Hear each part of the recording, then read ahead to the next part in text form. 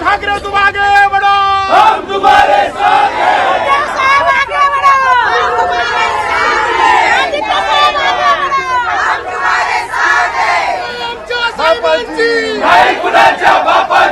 महाराष्ट्राच्या धर्तीचा इतिहास आहे, छत्रपती शिवरायांच्या शंभूराजांचा वारसा आहे। दिल्लीच्या हुकुमशाहीला फक्त आणि फक्त महाराष्ट्राचा मर्द मराठाच आव्हान देऊ शकतो, लढू शकतो, जिंकू शकतो। वो क्या देश गद्दार है, वो गद्दार। हम लोग जान देंगे, जान साफ के लिए जान देंगे। डाका डालने वाले लोग कौन है हमारे तीर कमान पर और हमारे पार्टी पर? ये चोरों के सरदार कौन है? उद्धव ठाकरे आगे क्या करेंगे और उद्धव ठाकरे के साथ महाराष्ट्र की जनता का इतना समर्थन और महाविकास अघाड़ी के नेताओं की एकजुटता बता रही है कि महाराष्ट्र में एक बार फिर से उद्धव ठाकरे उभर कर आएंगे। शिवसेना कोणाची हे तुम्ही तुमच्या मालकाच्या आदेशाने ठरवू शकणार नाही, तर महाराष्ट्रामध्ये या ऐसा दावा किया जा रहा है कि महाराष्ट्र में बीजेपी का लोकसभा चुनाव में सुपड़ा साफ हो जाएगा। दिल्ली का तख्त तुमसे छीनेंगे और उद्धव बालासाहब ठाकरे जी को भारत का प्रधानमंत्री बनाएंगे। स्वागत है आपका भारत वॉइस में। क्या महाराष्ट्र की राजनीति में भारतीय जनता पार्टी अपने मिशन और अपने मकसद में कामयाब होती हुई नजर आ रही है और बीजेपी जनता के दरबार में भी उसी तरीके से कामयाब होगी जैसे पार्टी को तोड़कर यानी शिवसेना को तोड़कर बीजेपी ने सरकार बनवाई और अब जिस तरीके से नाम और निशान दोनों एकनाथ शिंदे को मिल गया है तो बीजेपी के खेमे में भी जश्न का माहौल है। लेकिन बड़ा सवाल यह है कि इस तरह के हालात के बीच क्या जनता का समर्थन भी भाजपा को मिल रहा है? और एकनाथ शिंदे जो इतना जश्न मना रहे हैं, क्या उनकी खुशी कुछ ही दिनों के लिए है? क्योंकि आने वाले दिनों में बीएमसी का चुनाव होने वाला है और उसके बाद 2024 का लोकसभा चुनाव है।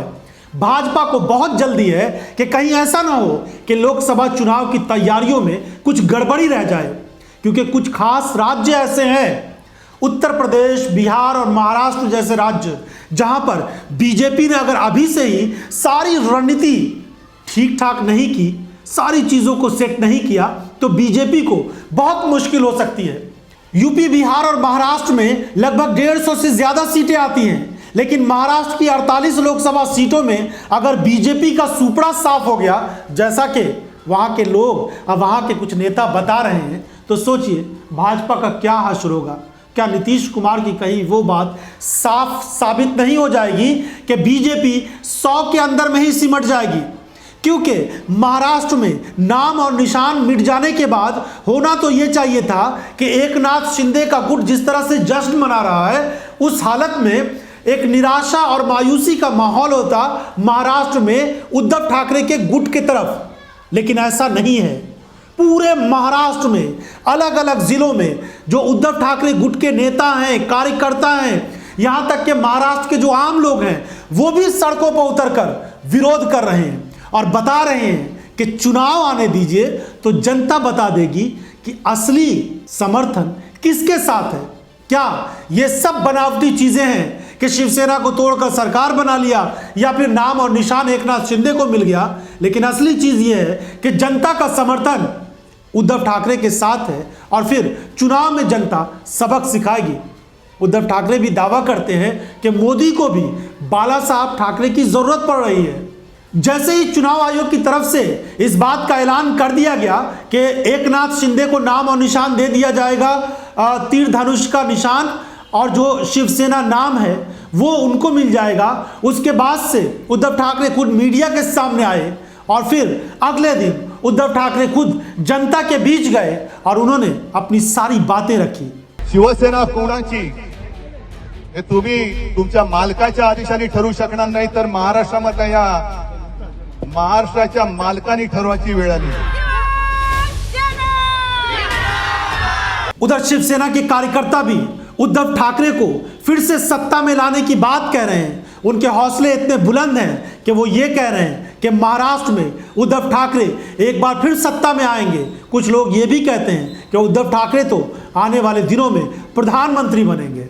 दिल्ली का तख्त तुमसे छीनेंगे और उद्धव बाला साहब ठाकरे जी को भारत का प्रधानमंत्री बनाएंगे। महाराष्ट्र की आम जनता का उद्धव ठाकरे से लगाव देखिए कि वो ऐसे समय में जब बहुत मुश्किल की घड़ी है शिवसेना यानी उद्धव ठाकरे गुट के लिए, तो उनके समर्थक उद्धव ठाकरे को प्रधानमंत्री बनाने की बात कर रहे हैं, यानी एक तरह से समर्थन देकर उनका हौसला बुलंद कर रहे हैं।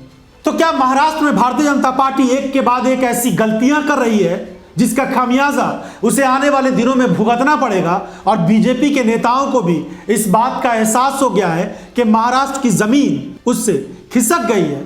जो महाविकास आघाड़ी है उनके नेता भी बड़ी मजबूती के साथ उद्धव ठाकरे के साथ खड़े हुए हैं। कांग्रेस पार्टी ने पूरे समर्थन का वादा किया है और एनसीपी के जो नेता हैं शरद पवार, उन्होंने उद्धव ठाकरे से कहा है कि आप अब ज्यादा इस पर चिंता ना करें कि नाम और निशान किसी और को दे दिया गया है, बल्कि एक नए नाम, एक नए सिंबल के साथ जनता के बीच आएं और उसके बाद जनता में अपनी पकड़ बनाएं, जनता को बताएं कि उनके साथ क्या कुछ हुआ है। लोग उनके साथ जुड़े हुए हैं। महाविकास आघाड़ी और मजबूत होगी, उद्धव ठाकरे का गुट और मजबूत होगा।